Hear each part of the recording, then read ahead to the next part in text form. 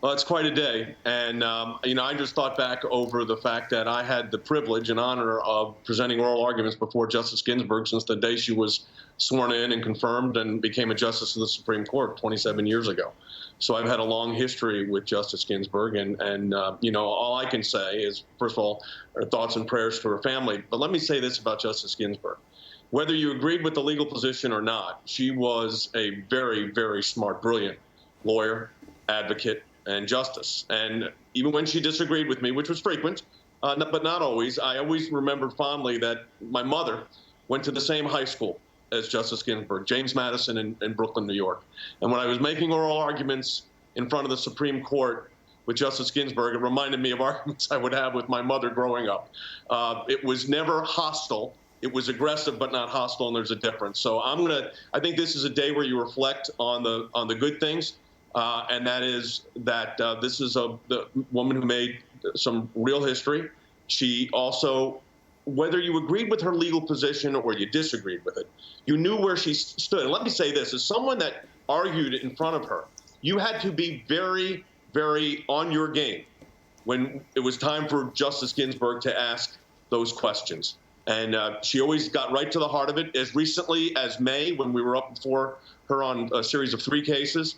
So I want to think about that right this moment. But again, it's a historic moment for the country. It's a historic moment for really the United States Senate now, of course, the president. And I think, Sean, one of the things we have to remember is that the Constitution lays out the framework of how this works. The president nominates, and it's with the advice and consent of the United States Senate. That's how it works. It doesn't change. The Constitution doesn't change when you're 5 months before an election, 2 weeks before an election, or after an election, for that matter. It's going to be up to the Senate on the advice and consent portion of this, and that will be the debates that take place. But I think we have to realize that this is also a monumental appointment if the president decides to go in that direction, because this is not simply a liberal justice for a liberal justice or a conservative justice for a conservative justice. It's a court switch. Both sides know that. And I think that's going to make this all the more significant. And, of course, it is right before an election. So I suspect it's going to motivate both sides in that sense. How many times total, Jay, did you argue before the court with Justice Ginsburg? And tell me about the type of questions she would throw at you.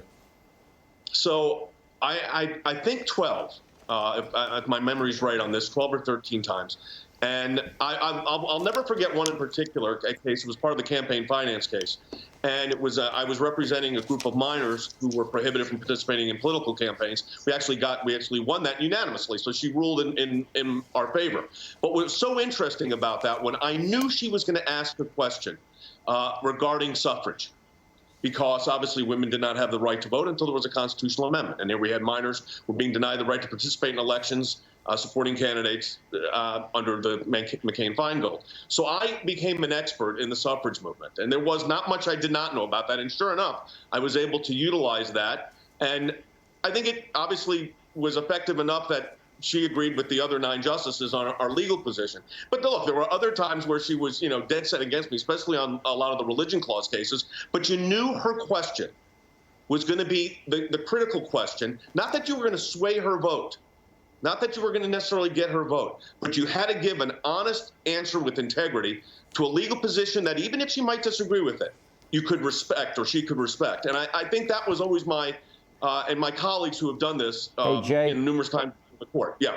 I'll get back to you in a second. The president was asked, just as he was boarding Air Force One, as I rightly reported and John Roberts rightly reported at the top of the hour tonight, the president was told just before getting back on Air Force One that he said she just died. Wow, I didn't know that. Just telling me now for the first time. She led an amazing life. And what else can you say about such an amazing woman? We'll turn that tape around in just a minute. I also have the statement, Jay, from Senate Majority Leader Mitch McConnell that the Senate and the nation mourn the sudden passing of Justice Ruth Bader Ginsburg and the conclusion of her extraordinary American life.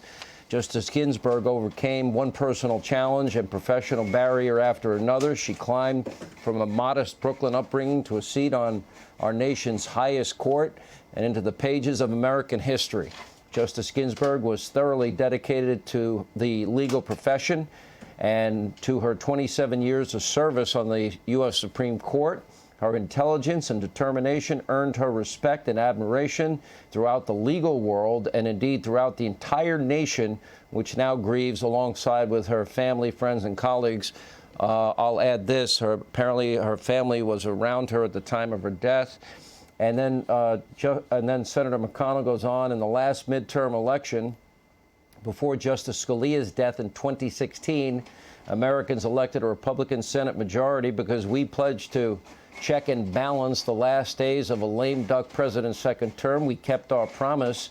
Since the 1880s, no Senate has confirmed an opposite party president's Supreme Court nominee in a presidential election year. By contrast, Americans reelected our majority in 2016 and expanded it in 2018 because we pledged to work with President Trump and support his agenda, particularly his outstanding appointments to the federal judiciary. Once again, we will keep our promise, and President Trump's nominee will receive a vote on the floor of the United States Senate. This being the election year, obviously, I would assume tonight, obviously, people mourning the death of Justice Ginsburg, but by probably Tuesday of next week, the latest, this battle will begin. Jay Sekulow. Yeah, well, normally, within Judaism, she would be buried within 24 hours, but this is the Jewish New Year, it's Rosh Hashanah. So it's probably going to be Monday. And I think what Mitch McConnell said is actually where the battle is going to be fought, and that is this. Merrick Garland was nominated by President Obama, and that vote never made it to the floor of the United States Senate for a vote. Why? And that's exactly what Mitch McConnell was talking about. And that is going to be an issue for the Senate to decide, whether that there are votes sufficient to have a nominee. Obviously, the president has the constitutional authority to nominate. No one questions that. It's whether then, with advice and consent of Senate, whether the Senate will move that forward. But let me say this. I mean, I don't think it should not go without mentioning that Justice Ginsburg, who fought valiantly, I mean, I don't think anybody could deny that. My goodness, she was asking me questions on May 12th from a hospital to some of my colleagues. I think she was out of the hospital by the time she did my case. So she was fighting right till the end here. And as in Judaism, you say, may her memory be a blessing. And I think that's going to be the takeaway of this historic life. The battle will be pitched on Monday. And I don't think there's any doubt about it. And look, this is one of these moments in U.S. history where you're going to be 5.5 weeks out from an election. But the president still serves till the next president's sworn in. So if the president wins re-election, it's his nominee. If the nominee is confirmed before the election, it's his nominee who's then confirmed as a justice. There's no rolling that back. But again, that's going to be the job starting Monday. You're going to hear a lot about that. Obviously, and they're going to draw this exactly what Mitch McConnell was talking about, this parallel between what happened to Merrick Garland and what happened here. Difference is you didn't have the same party controlling the presidency and the Senate. And that, of course, is a significant issue. Now, Jay, just as a side note, as also not only a dear friend for so long, my own personal attorney, how many times have you argued before the court? 13 times, and I just was calculating. I think all but one. She was, wow. I think all but one she was on, maybe two. How many cases were you involved in? You were involved in over 20, right? Yeah, about 23, because a lot of cases get decided summarily. All that really matters, how many did you win, Jay?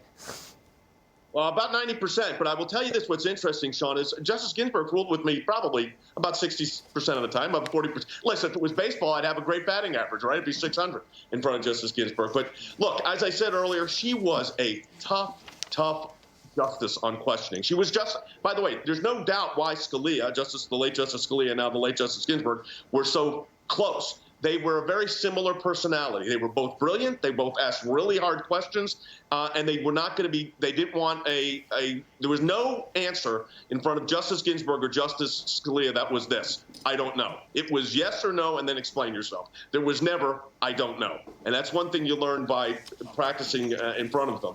But Sean, look, this is going to be a big battle come Monday. We know that. Right now, you honor the memory.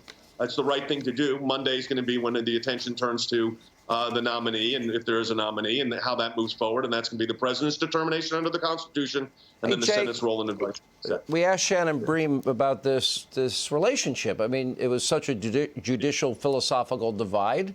Both Justice Scalia, Justice Thomas had very friendly, cordial relationships with Justice Ginsburg, ideological opposites in terms of the court. By the way, did you say that she ruled with you 40% of the time? That would be a good batting average. We calculated once it was like, I don't think it ended up at 67%. It was something, it's somewhere along the way here it was about 67%, but I think about at least half. No, I agree. A little bit, maybe a little less than that.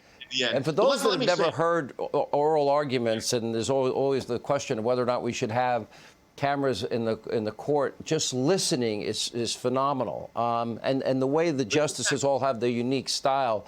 I mean, Justice Scalia, you get 2 words out, and he's at you. He's going at, throwing questions at you. Funny. Yeah, Justice Thomas, usually very quiet, takes it all in.